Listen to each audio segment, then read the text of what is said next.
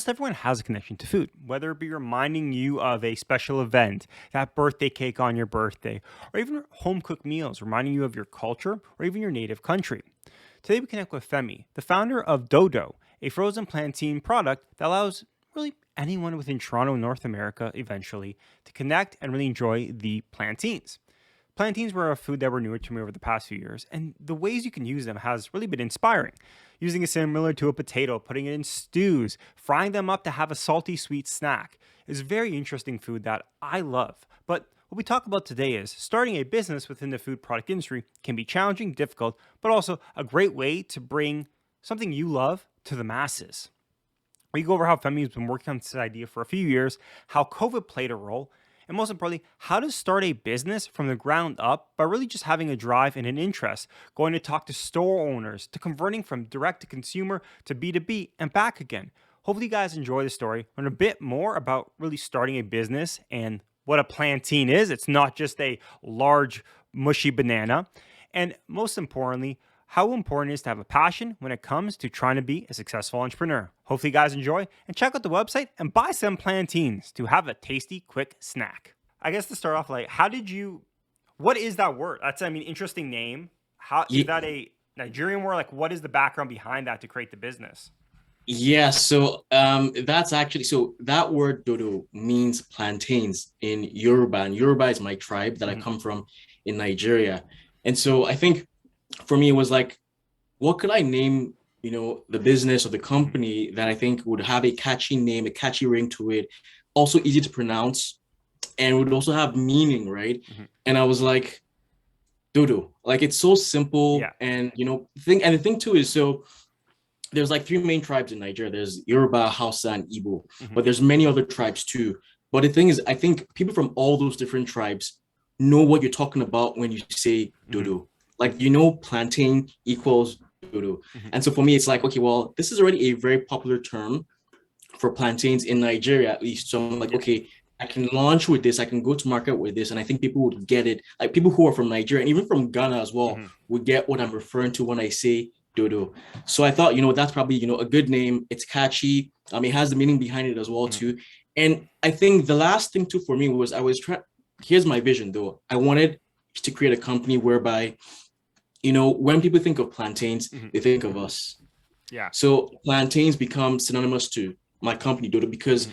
I want to actually produce other products too Mhm. that revolve around plantains, not just the frozen version, but Mhm. I have other things in Mhm. my head that I'm trying to like just work through and Mhm. everything that I think would be really epic that people would actually enjoy. But then again, I think it's just coming back to, being synonymous to plantains. So when people Mhm. think of plantains, they think of us as a company and how we provide good products that actually substitute for plantains or even just have some sort of variation of plantains Mhm. in the product itself. That's really interesting. I think it also adds to the fact, like you're saying, if you're familiar with that word, it's like almost like an inside secret. You're like, oh, this is like a fancy way of saying the exact, the English version of the name. And I think a lot of it's, I Exactly. think Yeah. it's so cool because I feel like a lot of businesses, especially if you're trying to take another product, you're like, oh, make this sound Italian. If we're making pasta, make it sound like something else. You're like taking the origin word. So if you know, you know. But if you don't know, it's like a fun Exactly. fact. Yeah. It's like, oh wow, that's a cool way of cool way of expressing or a different way of saying a word so you kind of feel more inclusive included, and True. especially like you said, it's a catchy word. It's not too hard to say, but it's also pretty nice for a logo and a brand. It's pretty quick Yeah. version of it. So you like we talked a little bit before we started recording, but you started this in 2013, so quite a bit ago. When you were younger, where you're like, hey, I always wanted to be an entrepreneur, I wanted to create a company, or how did it start initially? What was the idea behind it? Like, why did you say, you know what, I'm graduating school, I could get a guaranteed paycheck, but let me explore this unique world of entrepreneurship? How did it start? How did the spark start initially? I think it started when I was really, really, really young, and I think it's because my parents also have been entrepreneurs Mhm. for, I'd say, a huge part of their lives. Like my mom is a serial entrepreneur; she's Mhm. had so many businesses, some that have worked out really, really well, some that have not worked out really, really well. But I think for me, it's just seeing her do what she does, like in an unconscious way, but then just sort of picking up Mhm. things from what she does. And for me, I think that kind of fed into me wanting to be an entrepreneur. Mhm. And I remember like even way back when I first moved to Canada. So I used to bring Indomie noodles Mhm. with me from Nigeria to Canada here. And so I'd keep them in my suitcase and everything because I didn't really like the food here initially, right? Because it just wasn't, something I was used to Yeah. eating here and everything. So I'd always just had like my noodles on the side.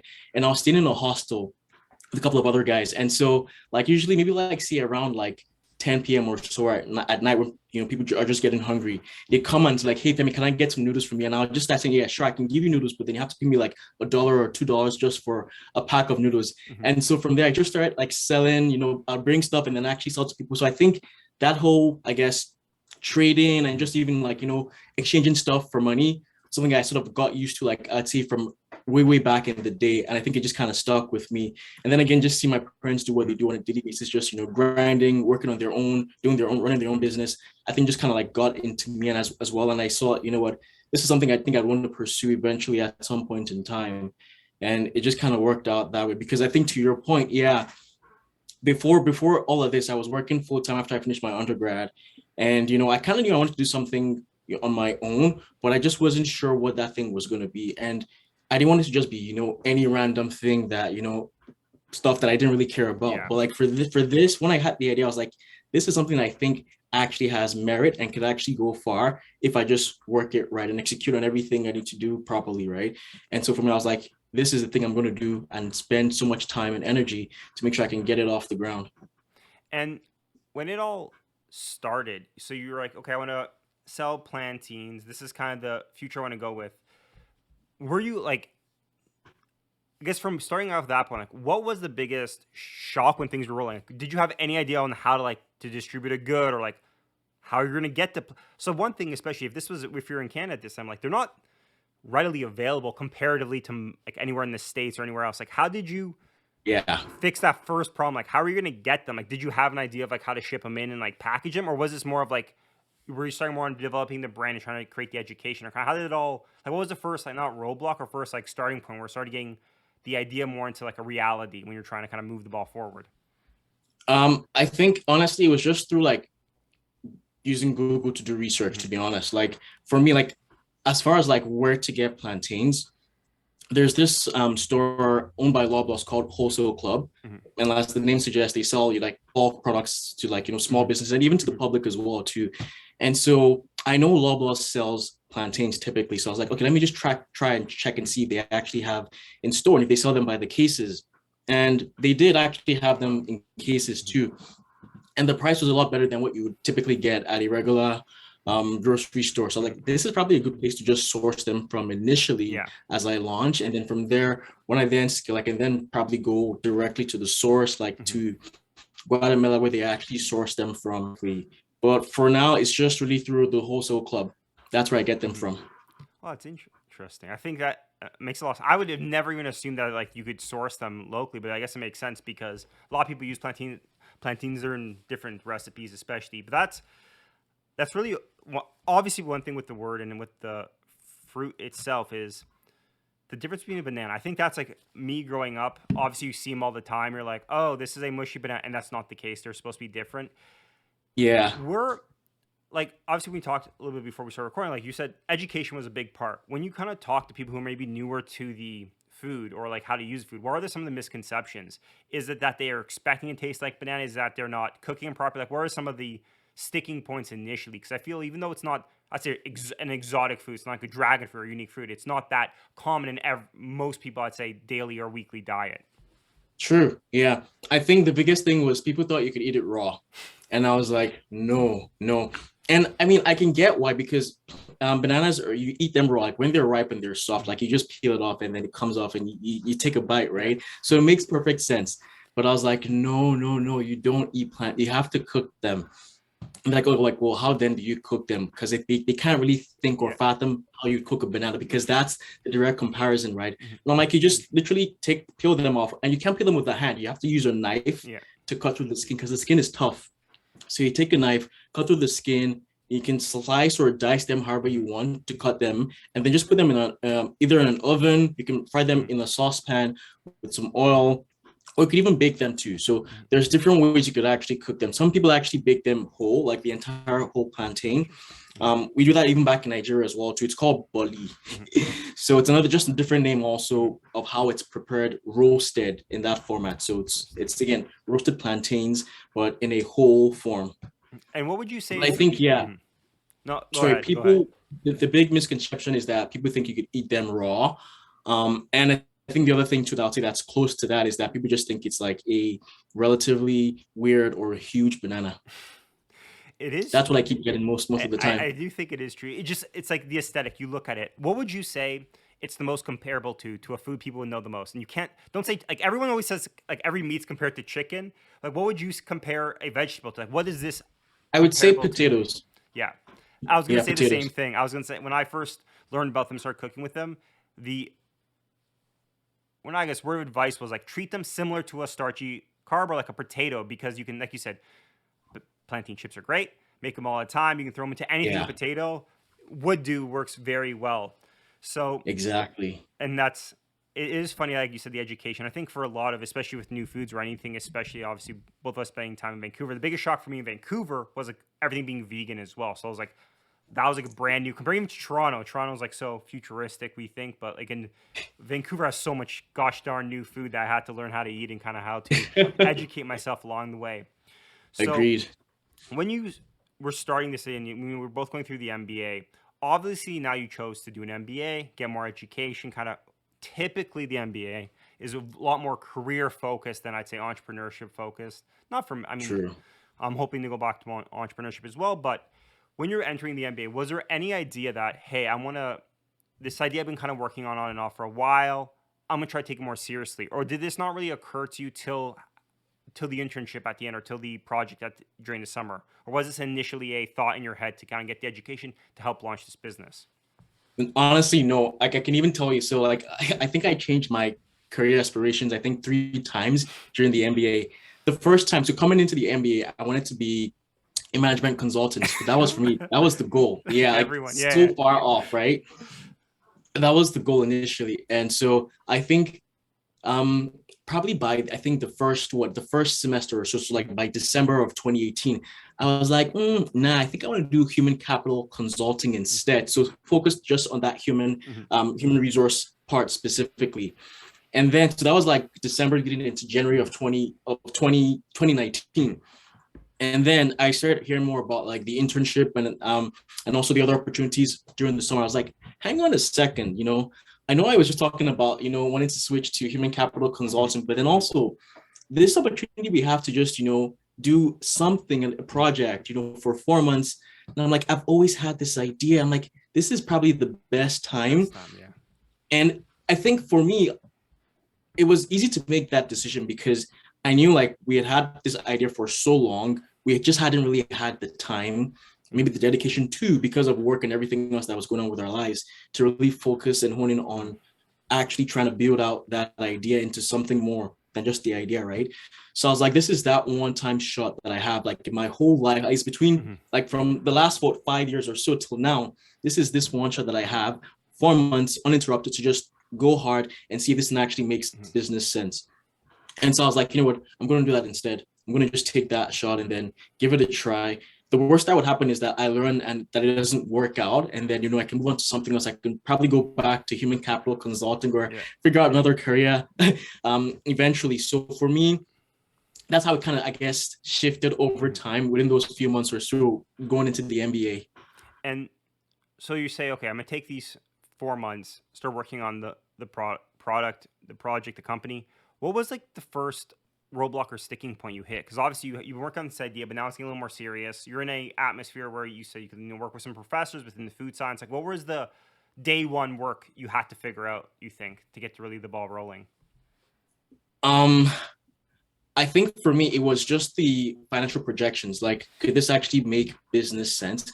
Because the thing too, I want to think about is whenever you start in a business, I think nobody wants to start to fail or to not make money also, Yeah. right? You want to produce a good or provide a service that actually helps people, Mhm. adds value to society, but also that you could actually make money off of that service or product too. So for me, it was like, okay, does this actually make financial business Yeah. sense to do? Because of course there's going to be things like costs involved, like renting space to Mhm. actually cut the plantains, freeze them and everything, rent the IQF machine, etc. So I'm like, okay, if I'm going to do all these things, it has to make financial sense as well. And so that was the first thing I was just pretty much looking at before I did anything else. I think that's one thing people, especially when you're young, like super, especially when I was in high school looking at starting businesses, like you always forget like how much life costs. Especially like we spoke like looking at homes, like you forget how expensive life is, like rent for a location, logistics and Yeah, shipping every time, especially with food, like being able to move it. I always think no one wants to look it up because it's always painful to be like, "Oh, I need how many thousands? I need 50, I need 100. It's like always like a sticker shock. But it is, I think that yeah, was a smart way of starting out. Like, hey, before I invest all my time, is this financially even feasible? And you exactly. typically can run the numbers, even optimistically. If it's like the class, it's like classic for any like tech thing. It's like, okay, this makes sense if I get like 10 million users. But then you're like, that is very difficult to get 10 million users. Maybe this idea isn't the greatest thing. And I feel like Yeah, for any product, you're like, okay, no, this is profitable at like 500,000 units sold a day, and you're like, well, that is ridiculous amount. So then I think it makes sense always like to work your way backwards, like you did, to figure out kind of where exactly. is that break even point. So over these 4 months, you start working with people with food science, kind of. So then it's coming to the end. So the end of the 4 months, you're going back into the last semester, or I guess the second last semester of school. What were like? Where were you at that point, and what was like the future looking like for you after having pretty dedicated 4 months to work on this business? Yeah, so within those 4 months, I had done market research. So I actually had a lot of insights from I think a sample of about 350 people or so. Done surveys as well, even with you guys too in the Yeah. class. Um, I had also done like an actual marketing plan too Mhm. to actually take this to market. Funny thing is though that that was what I tried to execute in 2020, and Mhm. we may get to that eventually, but Yeah. that kind of failed. So we'll come back to that. But yeah, I had the marketing plan done. I had done interviews with people to figure out Mhm. what they thought about the idea. Um, I had also done my financial projections Mhm. too as well for the next 3 years if I were to launch in Mhm. 2020. And I had done some actual product development too. So the funny thing I would say though is while I was doing my product development and doing all that, the Mhm. testing, experimentation, and everything, I figured out how not to do it. Mhm. That was kind of what came out of that, the testing and everything, because I'll be honest, I was working with a food science professor, Yeah. and I think what I was learning from there was, I guess, the scientific way to actually flash freeze a fruit or vegetable. But that doesn't always apply to all fruits and Oh, or vegetables, interesting. right? So even though that's theoretically correct, Mhm. it wasn't the process I would have to follow to actually get this to a premium product or to an actual frozen product that has good quality still maintained Mhm. even after cutting and slicing and everything else. So I figured that didn't work within those 4 months Mhm. too. And it was only until when I got back in town and did my first trial run Mhm. at the actual food facility that I rented out in Colburn Mhm. that I figured out the actual right way to actually produce the product. Like how I always feel in my head it's like you just freeze it like you freeze anything. You just throw it, flash it. You're saying there's like a lot of science behind it. How like I'm assuming like the size, the texture, the temperature. How did you trial and how did you figure that out when you were back here in town? Was it just trial and error, or did you from your time kind of have a better idea on how plantain specific flash freezing would be done, or like, was there any references, or kind of how did you learn So that yeah, since you there were were no there? references to plantains, but we had something similar, which was bananas, right? Mhm. And so in also working with the food facility in Colburn, they had like I guess we would call them like a manager who also knew how to like freeze products like Interesting. these too. And so they were like, if you want to actually do this right, this is what you have to do, and we could try it out to see if it actually works. And so I took their advice, and then I tried it out during like my trial run, Yeah. and voila, it came out as intended. That's super And so sense. with their Mhm. guidance, and the thing is, I think the difference too is so if you compare like what I learned with the food Mhm. professor at UBC versus what I learned with these guys here at the food facility, I think the key difference is that the other has actual food um, packaging Mhm. experience that they do every day, as opposed to just a theoretical part, Mhm. which isn't wrong, like theoretically, but still that hands-on experience isn't there. Mhm. From that food professor who I met at UBC. So I guess Yeah. that's the key difference that really helped me shift that whole Yeah. production. I think that makes sense. I think that's one thing we always even hear in business is that like you can work on an idea for years and years, but until you execute, you don't realize how like many assumptions were wrong.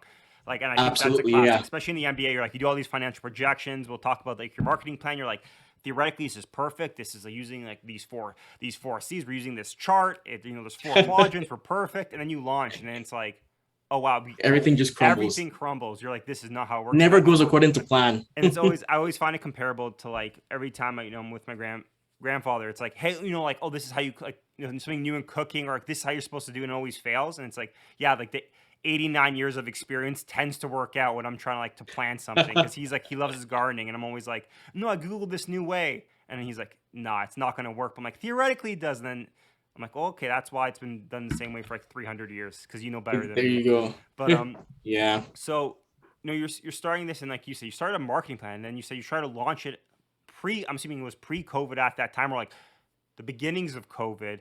What went wrong, or kind of what went right? What did you, I guess the entrepreneurship way of saying, what did you learn on your initial kind of launch and test?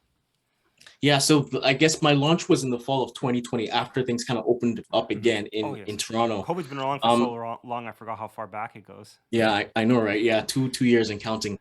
Um, and yeah, so I launched it then. And again, by the way, this was bare packaging, so I didn't really have much. It was just, a clear plastic bag with my label on there, stuck it on, and then I literally had like these huge Coleman ice freezer chests and everything, right? Well, pack them in with dry ice, and then I was taking them in my car to these different grocery stores. And funny thing is, I was hearing different things, like feedback wise. I was hearing different things as I was going to these different grocery stores. So one thing I was always doing is whenever I go in there and I'm trying to speak with the owner, I would even just like handpick some customers actually shopping. I'm like, hey, I'm actually just doing this too. Here's a sample. What do you think? Mm-hmm. And I think one person actually bought two up of me one of those days while I was literally there trying to even sell to the owner of the shop. And she was like, she loves this idea. Like, this is actually really, really clever, Mm-hmm. because it makes sense. Because I think, to go back a little bit, like, let me even speak about the pinpoint that we're actually addressing here. So with plantains, or even with bananas, when you buy a banana, typically they're either yellow or green, about to be yellow, etc. And eventually you want them to be, I guess, that right ripeness before you then eat them, right? Kind of similar to plantains as well. Usually when they're fresh, they're green when they're plucked off the tree, and then eventually over time they get ripe. But the thing here is that in Canada, at least, we don't have readily ripe plantains. They're always green at the grocery store. And so when you buy them green at the grocery store, you bring them home, you can't eat them that day because they're just not at that proper Yep. ripeness, right? So you leave them on your countertop, or you put them somewhere, usually with low light, so they could actually get ripe faster. Mm-hmm. And then maybe you wait like 5 6 days or so before it's actually ripe. And so then it's ripe, so you eat it maybe on day 5 or day 6, and then the rest that you bought either get overripe or too soft, and then in some cases people just throw them out. Mm-hmm. And that's just money wasted, food wasted, doesn't really help anyone, to be honest. So what we're really doing here is we're actually getting it to the point where people typically tend to like the ripeness of the plantains. So it's the medium ripe or the ripe version, where it's like either medium ripe is like, on the savourier side because it's still a lot more starchy. Mm-hmm. When it's ripe, it's a lot more softer because the starch is turned into sugar. Mm-hmm. So it's a lot softer and sweeter. So at those two variations, people tend to eat them more often. So we just cut them up at those two variations and then flash freeze them. And so with the flash freezing technology, you're literally locking in its freshness or its texture at that point in time. And that way, when you take it out to fry or to cook, you still get that same ripeness on day one that you typically wouldn't get if you just bought them from a grocery store direct. And then the second thing too is wastage. So like food wastage is a huge thing they're also trying to tackle. And with this, every single ounce or gram of plantains that we cut ends up in a bag. So the only thing that we're throwing away is really just the peel, but all the plantain gets cut and packaged up. So everything is still sort of, being saved as a whole because nothing gets wasted. Mm-hmm.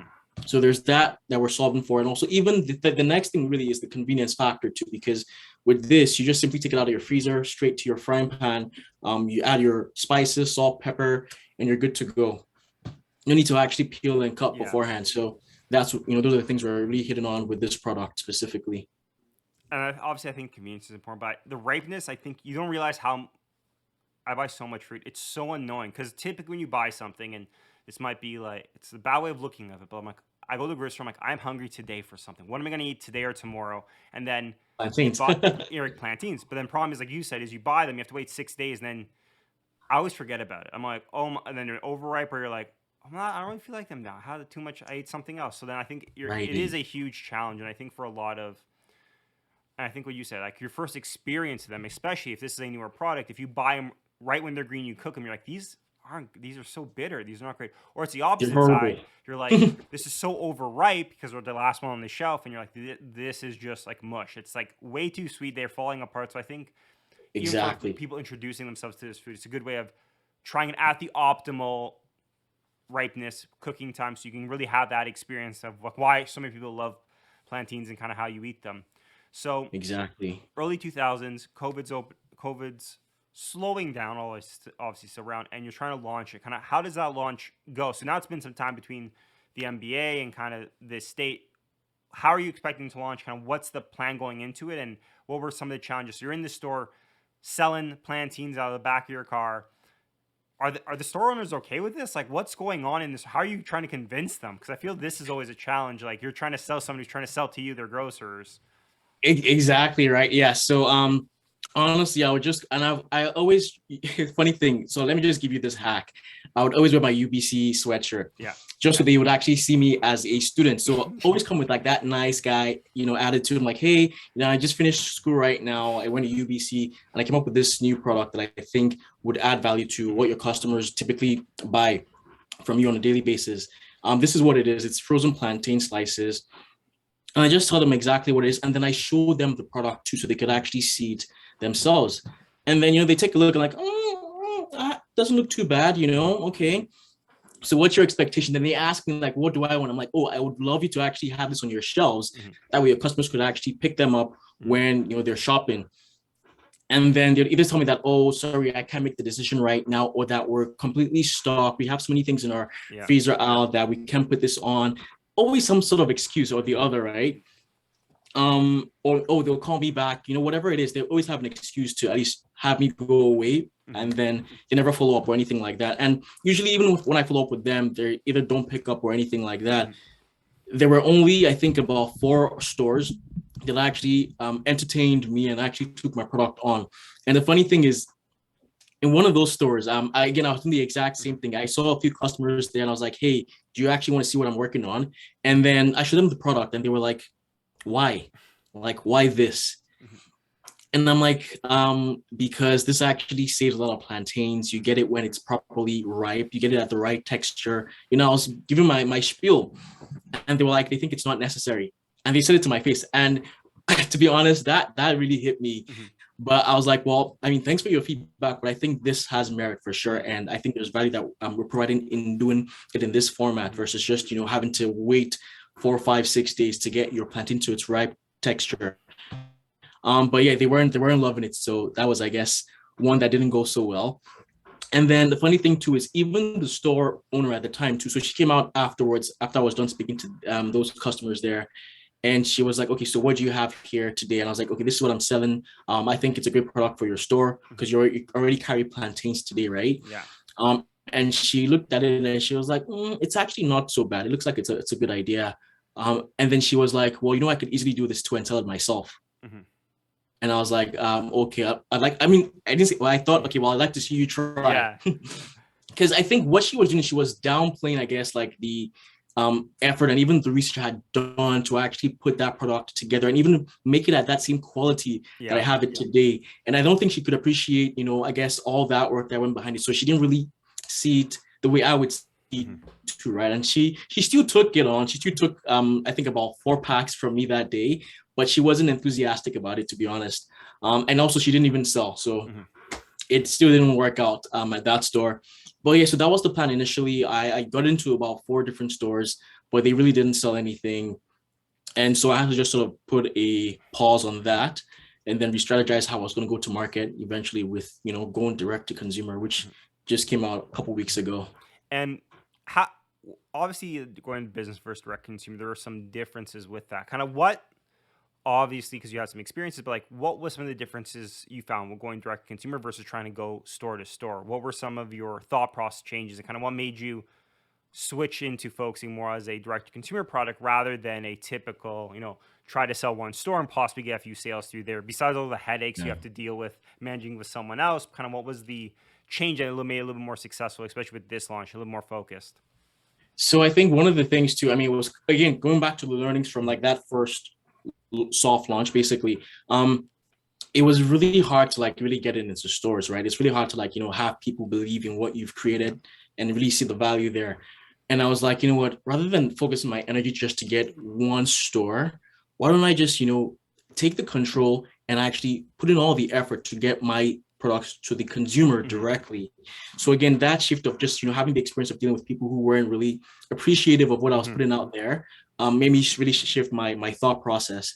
And also again being in control of the narrative, because one thing I didn't want to rely on was those store managers, trying to sell my product the wrong way, or not Yes. even really putting in the effort to actually sell it to their customers when they come in, because they can literally just have it in their store without really trying to push the product. And again, I wouldn't be there like every day saying, oh, have you sold plantains today, or yeah, I can't really do that, right? So I was like, after that, being in control of actually pushing the product out to Mhm. people, educating them on how it actually works, on what it is also, and how it's even better than what they're getting today at the grocery store in the fresh Mhm. produce aisle. And so I think all of that just, made me really think that I think I'm better off going to customers directly than having like, a middleman or a middle person or a middle store Yeah. in between me and the final user. I think a lot. I've talked to a lot of food and fruit people in a variety of different ways, and that's the biggest issue with going through distribution centers, let alone stores recommended through disties and other formats, is that you lose control over the education of your product, the branding. I've spoken to a few brands where they're like, "Hey, their product has to be in the refrigerate section." Some of the stores put them just on the shelf.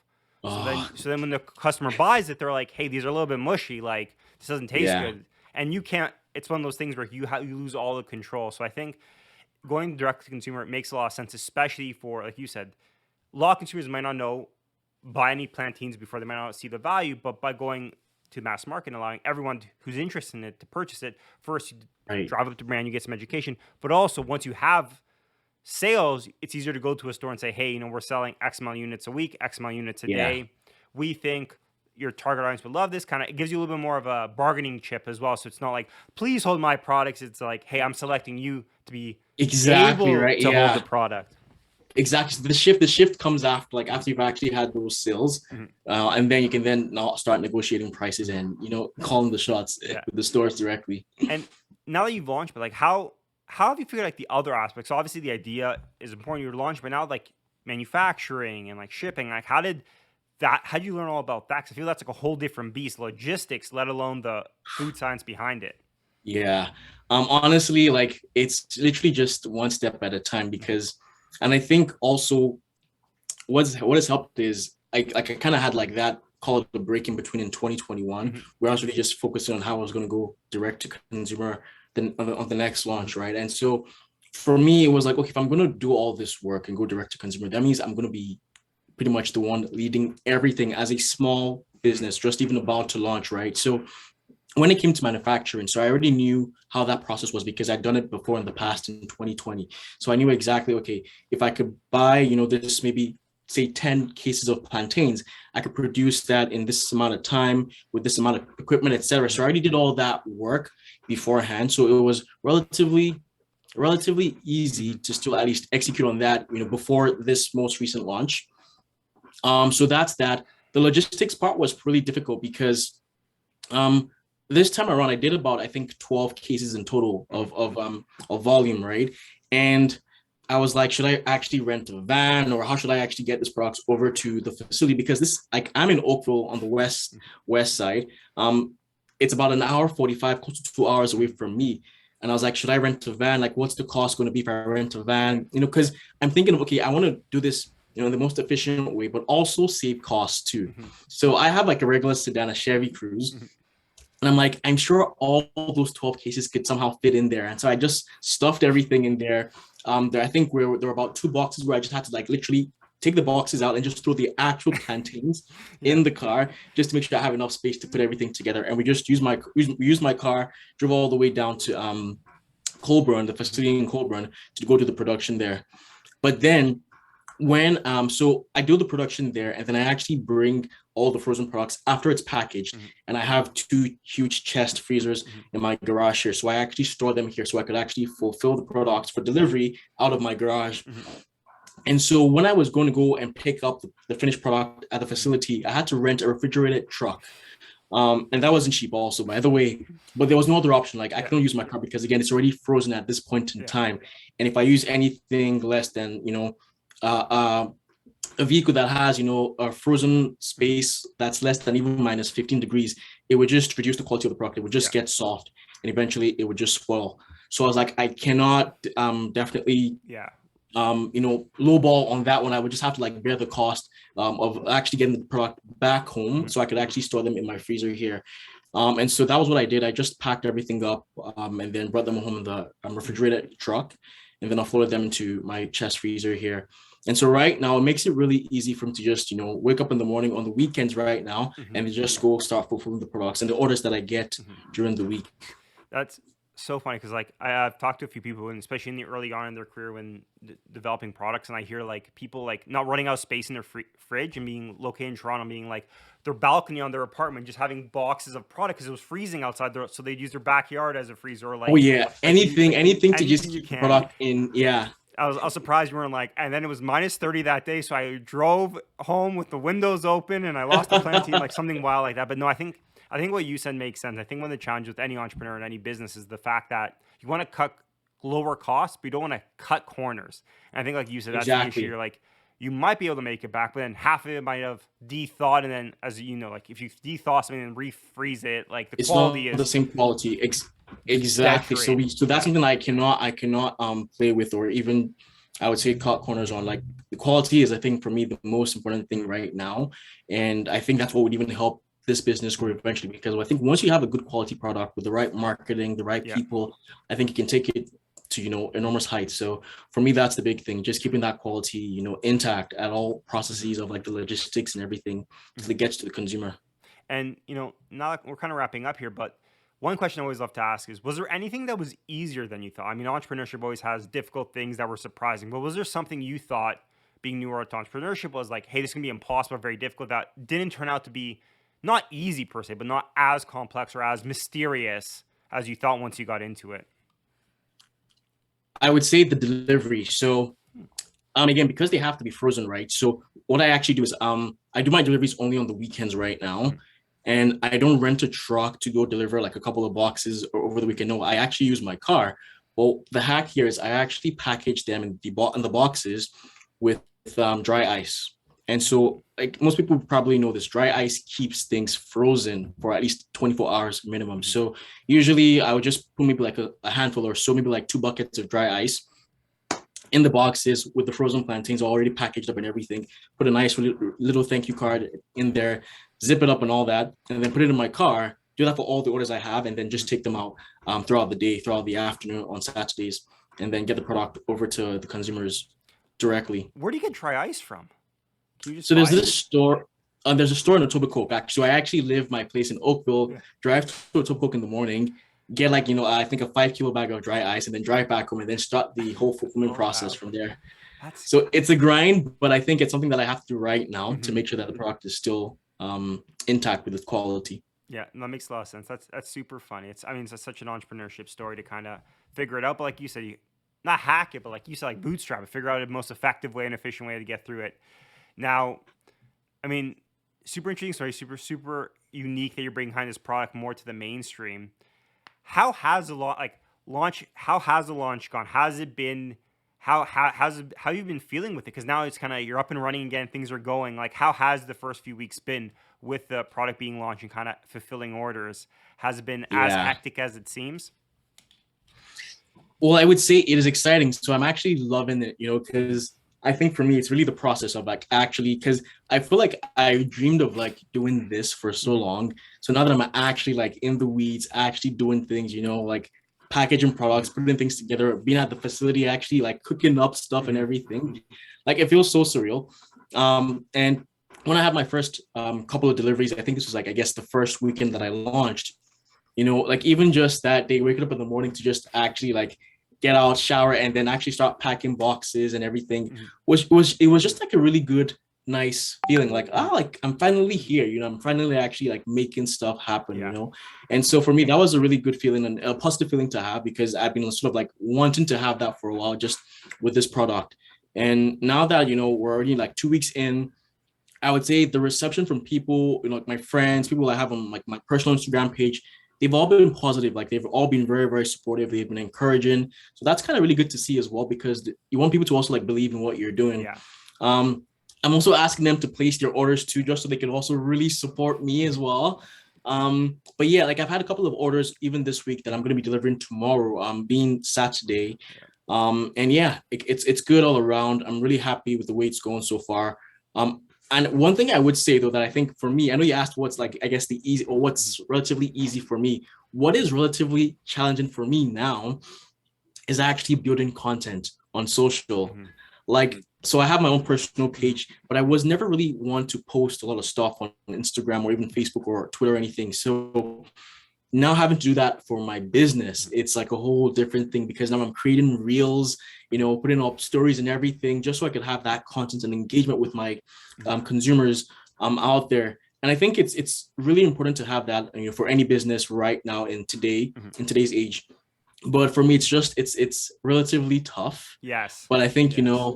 slowly and surely I'm getting there, and I'm just, trying my hands, experimenting again, just doing whatever I can to make sure I can actually engage with my customers directly on social media. That's so funny you say that, because especially with this podcast and other things I've been doing working with other businesses, is like I always thought like being a TikTok or YouTube star was super easy. Like there's no skill there until you try to do it yourself, and you're like, this is so like thinking of content, shooting the content, knowing like what branding to Exactly. use. It's like one of those things. I guess it's because like even my parents were like, why are you on the computer? Like Twitter, it's useless. Like don't worry about. And now everyone's like, why aren't you a Twitter? Like why aren't you Right, famous? Why aren't you viral? And exactly. you're like, because as a child, I was told this was a waste of time, and now it's like the Right? most effective way to like get money is if you have a million followers, you guarantee you can make money doing it. So I know it's funny how you Oh see yeah. like to a young person, you're like, that's the easiest part, and you're like, no, even though we're No. not old by any means, it's just like that like gap of like I've never done a lot of TikToks or Instagram or like learn to Yeah. create content to develop a business or develop a following. So it is a sort like you said, surprisingly challenging for how easy Yeah. it looks to do just post. But Exactly right. Yeah. mhm. But yeah, no. If people want to, like, how do people get in touch? How do people buy? Like, what are your socials and the website to purchase? Yeah, so we're on Facebook and Instagram, but mostly on Instagram, and Mhm. it's Dodo Foods CA. So that's Dodo Foods FOODS CA for Canada. Mhm. So that's Facebook and Instagram. Our website is www.dodofoods.ca. So again, Mhm. same spelling, dodofoods.ca. You can definitely check that out and place your orders. Only right now we're serving the GTA, so if you live anywhere within the GTA, even in Hamilton too, that's also considered part of the GTA, at least for us. So if you're out there as well, people can definitely order from there, or even just check us out and see what we're doing on our website, or even just give us a shout to on Instagram too. We'd definitely happy to chat with any one of our customers or anyone who just wants to learn more about what we're doing.